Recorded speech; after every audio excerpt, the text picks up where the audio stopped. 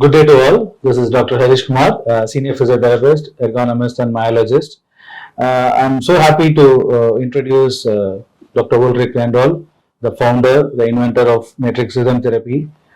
Everyone will be surprised why this video, why you want to shoot this video, because Sir has come all the way from Germany to first time to Tamil Nadu, Chennai. So I cannot miss this option. So that is how this video started it. I want to give a small introduction about myself. I'm a senior physiotherapist with 18 plus years of experience. I'm using matrix rhythm therapy for past 5 plus years of duration. I have enormous cases of success stories with matrix, because why I'm so close to matrix is the results which I see. It's unbelievable and it is permanent. You cannot see those results in other forms of therapies or other forms of medicines. So that was my most impressive thing. Now it's almost 5 plus years. I have 3 units. My team is around 28 plus of peoples with me, around 14 physiotherapists working with me. All these growth, all these vertical takeoffs is just because of matrix rhythm therapy. So that benefit has to be reached to every people, every therapist, and that is how this video was shooted. So I'm going to have some small introduction about Dr. Randoll sir, and we have some list of questions. These questions are which is stuck in the patient's mind, stuck in the physiotherapist's mind, and to give a clarity on how this is going to be. So this video will have a set of questions, set of doubts. You can put it in the right way. So those questions will be shooted to Randoll sir, and sir will be, I think sir will happily answer all these questions. Dr. Ulrich Randoll is a German scientist, inventor of matrix rhythm therapy. He completed his graduation in dental sciences. Then this matrix research was around for 20 plus years, and then it came to our in 98 it was started and it came to the public, and in India it was launched to in 2009 by a renowned physiotherapist, Dr. Sandeep Bhagwat. That is how I come to know about Sandeep Bhagwat sir. He is the first person, physiotherapist, to introduce matrix rhythm therapy in India. So he is the pioneer in physiotherapist to handle with matrix rhythm therapy in India. Then Mr. Anil Deshpande, he is the person, the one point contact for India with Germany. So we will never forget these two people. Because of them only all these vertical height what we are in now, all the physiotherapists, all the matrix practitioners are just because of these two people's push. So that is how it started. So welcome to Chennai sir, welcome to Tamil Nadu. It's nice during a hectic schedule of just 5 days only we are in Chennai, but I want to make this possible. So only I made this interview, and so thankful that you have accepted to do this interview, sir. With big pleasure, Dr. Harish. Yes, sir. Thank you, sir. So, yeah, I'm very happy to be here today, first time in my life in Chennai, in Tamil Nadu, the country of Shiva, as I've heard. Yes, sir. Yes, so sir. I hope also to see some Shiva temples here Yes, in the next days. So as far as the schedule allows it. And so I really appreciate that you are also on the trip of the Matrix trip, of the mission. You know, it's really a mission to the people, to the inhabitants of the town, not only, but to, I will say, humanity. It's another approach in medicine. It's a little bit more about the time structure, not so far as we were thinking in former times, just space structures. And as you know, I did maxillofacial surgery. A long time, 6 years, especially oncology and pain treatment. And I was always dealing with these problem cases, non-healing wounds, pain treatments. And the point was, in those days, I started with the research in 1990, you can say. I started in the department 1999, and then very early I saw that that the standards are really failing. We were doing the operation, chemotherapy, radiation, all these things, but at the end we get recurrences, and the tumors came again, and we could not really handle the pain measurements. Treatments, even having all the nice drugs from everywhere, you know. So it was for me a little bit disaster. And then, of course, today I can say we are the standards fail, research starts. Okay. And that was the beginning of a never-ending story that is still continuing today. And I think before I go now like this through all these things, you post a long list of questions, and I'm happy about this. So we have a red line, Yes, and sir. we can go from focus to focus to focus. And I hope, let's see what's coming out at the end. Yes, sir. Yes, sir. Nice, sir. So nice hearing you about it, sir. We'll start with the questions. So the first question is, what made you to invent matrix rhythm therapy? Which is a big question. So how it started? Well, that's a long story behind, as this is really the outcome of many years of basic research. It's the matrix had a rhythm, so it was necessary to produce a rhythm therapy somehow. And what is meant with the word matrix? It's the environment of the cell, so deriving from the word mother. It's not coming from matrix mathematics, from the like in mathematics, It's coming from the wording of the nutrition for the cells or for the child is coming from the mother. So the feeding of the cell, it's the environment. So when I failed, as I mentioned already in maxillofacial surgery with these awful cases, of course you can have a very easy life if you say I have the right treatments, but the failures come because I have the wrong patients. Okay. So that makes life very easy. But as I said, where you fail, then you have to think about what is the principle of cancer, what is the principle of pain, and so you have really to today I will say to follow the pathway of physiology of the functions of life and to go to the cells. And at first, I was always dealing with the pathologists, and of course, from the pathologist, you get always the tissue that is stained, and then they have a microscope where you see the changes in the cells, but it's always a picture. Okay. But what I wanted to have is the cell alive, because that structure you cannot handle and see any process.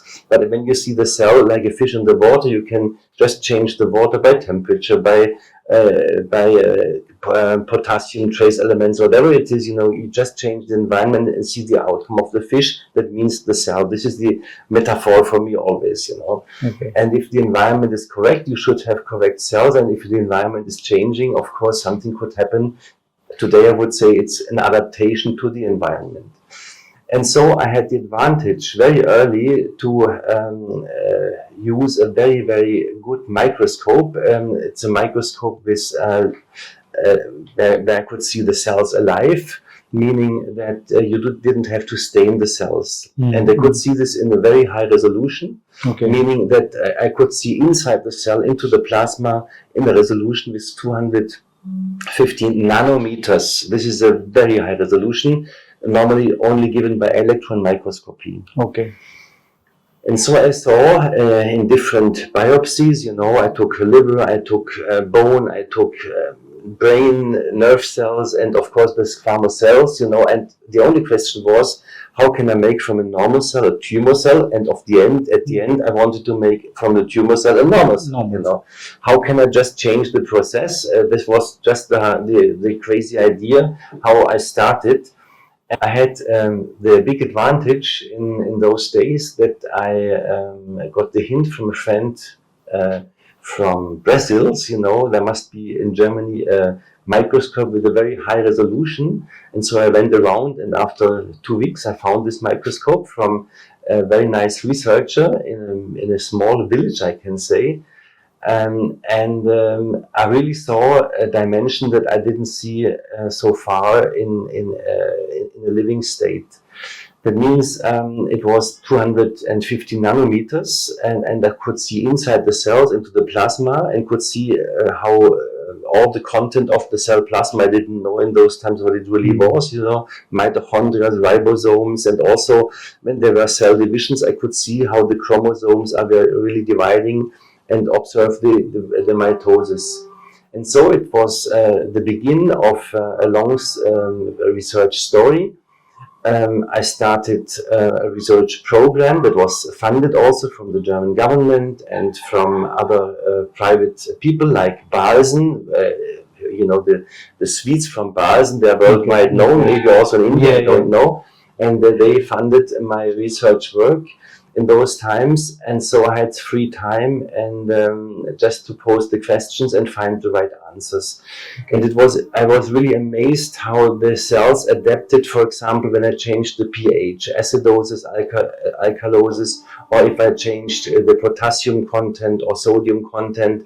So I could change any parameters, and that cells adapted. And it was interesting to observe all the time when you stressed the cells equal what it was, and also changing the pH at a lower pH, and by stress the cells division starts. Okay. That means somehow chronic stress is reducing the membrane potential, and then the division starts.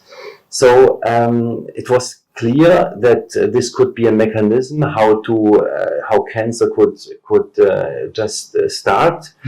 And of course, a cancer is not a cell that is just dividing, because you have between so-called mitotic or amitotic cell when the circle of division is disturbed. Then of course you have amitotic cells, and we say this is a cancer now. Okay. So the time basis of cell division has to be recognized always. Okay. Okay. And then it was clear that this is not a real tumor, it's just a process in the cell, because a tumor is much more complicated on a higher level, because you have to consider the whole immune system.